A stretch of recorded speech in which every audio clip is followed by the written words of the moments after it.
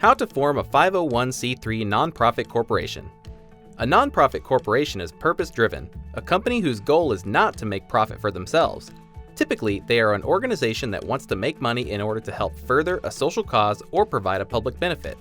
Let's get you started on the right path to forming a nonprofit corporation in Rhode Island.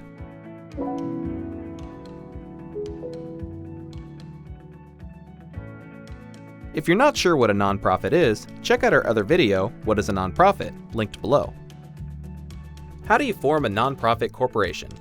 There are two ways. You can do it yourself, or you can hire a service to do it for you. Let's take a look at both options and help you decide how to go about forming your own nonprofit corporation.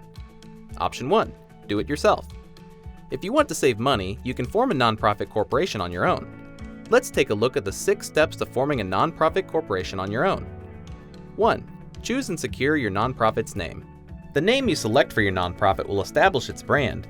It's the first thing most people will learn about your organization. It's important to pick a name that both aligns with your mission and follows the rules of naming guidelines in Rhode Island. You'll need to check Rhode Island's specific naming requirements, but in general, follow these rules when choosing a name. The name you pick for your organization should not include any words or terms that could be considered grossly offensive or misleading.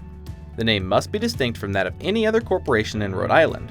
For more information on what makes a name distinct, check out our other video, How to Name Your Business in Rhode Island, linked below. Once you have a name selected, do a name search to make sure it's available in Rhode Island. After doing a Rhode Island name search, you'll want to do a domain search to see if your name is available as a URL. Even if you don't plan on making a website today, you may want to secure the URL so someone else doesn't take it. 2. Appoint a registered agent. The registered agent can be an individual in the company, including yourself, or you can hire a professional service authorized to do business in Rhode Island. They will send and receive legal papers on your behalf. These documents include official correspondence, like legal summons and document filings, which your registered agent will receive and forward to you. Your registered agent will also help remind you to file the necessary reports. Failure to properly maintain your nonprofit can result in fines and dissolution, so this assistance is valuable. 3. Select directors and officers.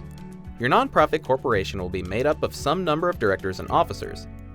The directors of a nonprofit are responsible for overseeing the operations of the organization. Together, they form the board of directors. The power and influence of the directors over the organization comes from them as a board. The directors themselves do not have any authority as individuals. The board typically creates the policies that govern the nonprofit. They also oversee management-level hiring, such as the company officers. The officers of a nonprofit, such as the president or secretary, are individuals with responsibilities and the authority to execute based on their job description. Together, the officers on the board will come together to make up the organizational structure of your nonprofit. An officer may also be on the board of directors and serve both roles if allowed to do so by the organizational bylaws, which we will discuss later. If your organization plans to apply for 501c3 status for federal tax exemptions, it must elect at least 3 directors not related to each other, a president, a secretary, and a treasurer. 4. File the Articles of Incorporation. To form a nonprofit corporation, you will need to file official papers with Rhode Island. In Rhode Island, this is called the Articles of Incorporation. Some possible information in the Articles of Incorporation you may have to include is entity name, duration, purpose, registered agent and registered office, management, incorporator, effectiveness of filing, and execution. For more information on the sections of Rhode Island's Articles of Incorporation, check out our page linked below. 5. Operating procedures and housekeeping. Once your nonprofit corporation has been formed, you'll want to start getting the structure of it together and determine how your nonprofit will be run, starting with the bylaws and conflict of interest policy. Your bylaws are the rules that determine how your organization will be governed and run. You can think about it as a constitution for your nonprofit. It makes the rules and priorities clear for everyone involved.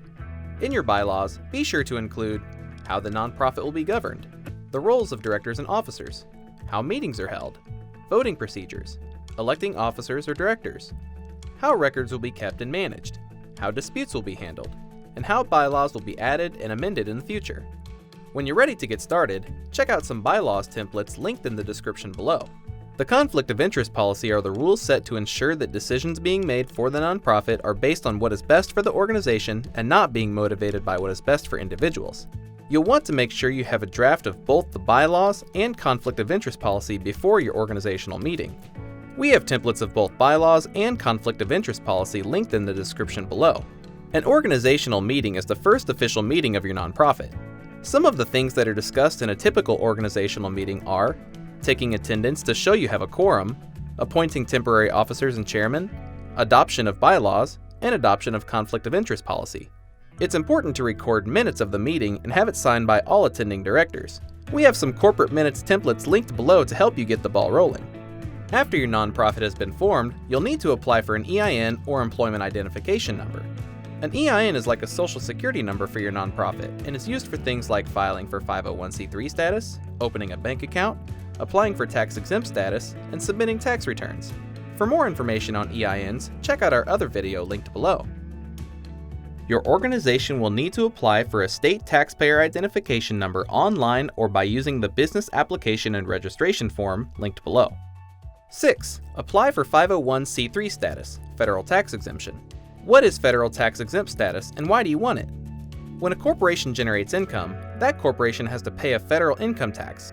As a nonprofit, your goal is to generate income that is used to help further a cause rather than fill the pockets of the company employees. Because of this, the federal government allows that nonprofits' income not be taxed so that more of the money can go towards the cause that the nonprofit is supporting. Before your nonprofit can apply for 501c3 status, it must file the articles of formation with the required provisions, adopt the bylaws and conflict of interest policy, and have an EIN number. In order to file for tax exempt status, most organizations will need to file Form 1023 online or by mail and pay a fee of $600. If your organization's annual gross receipts are below $50,000, then you may be able to file Form 1023-EZ with a fee of $275. You can check your eligibility with the link in the description below. Once your organization receives the IRS determination letter, it will automatically be exempt from Rhode Island state corporate income tax. Option 2. The second way to form a nonprofit is to hire a professional service to create your nonprofit for you. Hiring a professional service to file your forms and act as your registered agent for the nonprofit will cost you an additional $50 to $150. This fee only covers formation of a nonprofit corporation. If you wish for the professional service to file for 501c3 status, the cost may go up to as much as $1,700 plus filing fees. However, there are several benefits to working with a pro. A hired registered agent helps with getting your reports filed on time, helps you stay organized by keeping your business mail separate, and is available at all regular business hours to accept official mail and legal papers on your nonprofit's behalf. If you want to form an organization or company in Rhode Island with the purpose being to help a cause rather than make a personal profit, a nonprofit corporation is the best way to do that. Now you know all the steps to form a nonprofit in Rhode Island. For a more detailed guide, visit our site at startupsavant.com. Give the video a like if you found it useful, and subscribe if you'd like to see more. If you have questions or encounter any roadblocks, leave a comment below. Good luck in starting your nonprofit.